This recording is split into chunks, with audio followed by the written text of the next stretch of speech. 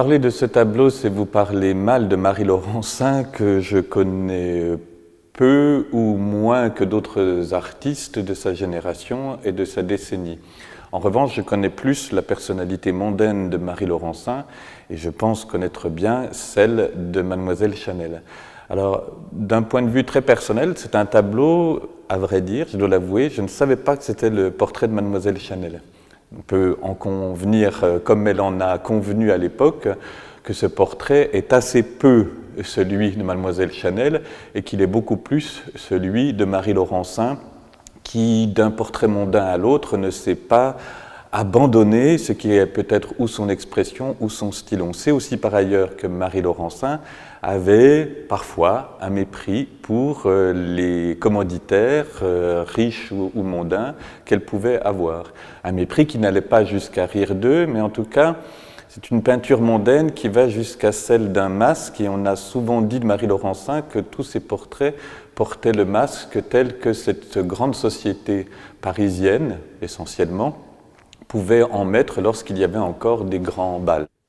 Sur Mademoiselle Chanel, il y a une relation à l'image d'elle-même qui est toujours très ambiguë. Elle a très envie d'être peinte, dépeinte, et elle refuse souvent les portraits. On convient en effet que celui-ci est très loin d'elle, et qu'en plus il y a ce petit animal, un chien sur ses genoux, il y a quelque chose d'un peu mièvre, qui n'a pas dû satisfaire du tout la personnalité et le tempérament haut en couleur de Mademoiselle Chanel.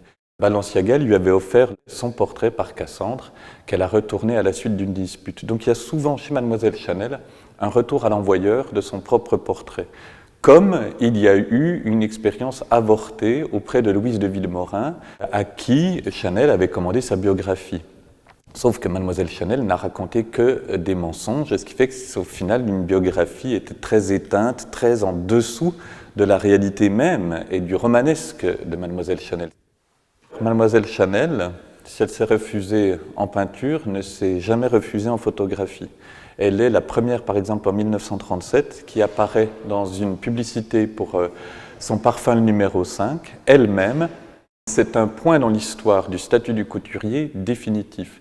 Mademoiselle Chanel, qui avait l'avantage d'être plutôt belle, élancée, qui est devenue son propre modèle, au même titre que les mannequins qui l'accompagnaient, et ça n'était pas arrivé.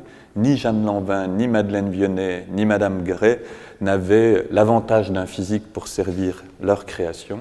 Elle avait tout ça. Ce qui fait qu'il y a un sentiment très, très tenace entre ce qu'elle porte, ce qu'elle fait et ce qu'elle est. Dans toutes les photographies qu'on peut voir, qu'il s'agisse de Man Ray, de Horst, de Honingen-Huyn, d'autres, de Collard, Chanel est là, souvent avec un phare quand même, on peut l'admettre, et c'est là où on peut peut-être voir l'expression de cette peinture comme un trait de vérité.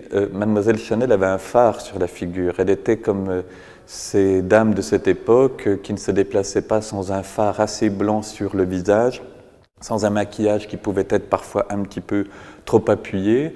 Et en cela, on peut dire que l'œuvre de Marie Laurencin parle du masque de Mademoiselle Chanel. Elle ne se livre jamais. Dans les photos, il y a très peu de photos où on voit Mademoiselle Chanel, à l'exception des photos du début, où elle est telle que sans filtre. Après, et surtout à partir des années 20 et des années 30, avec la notoriété, elle va apparaître avec un filtre, avec un visage composé, si ce n'est une chirurgie, mais en tout cas c'est un maquillage mondain, une façade qui est celle d'une société, et puis cet argument que tous les couturiers ont encore à l'époque, c'est qu'ils ne font pas complètement partie de la société mondaine, intellectuelle. C'est un peu le cas à partir de Chanel, qui va être proche des artistes, qui va être amoureuse de certains, qui va être grand mécène d'autres auteurs, d'autres artistes, sans parfois même le dire, et tout à coup elle va accéder à cette vie intellectuelle, à cette collaboration artistique, comme d'autres couturiers ne l'étaient pas. Ils n'étaient considérés jusqu'alors comme des fournisseurs, pas plus ni moins, et pas comme des vrais acteurs de la vie sociale, de la société, je veux dire, mondaine et intellectuelle.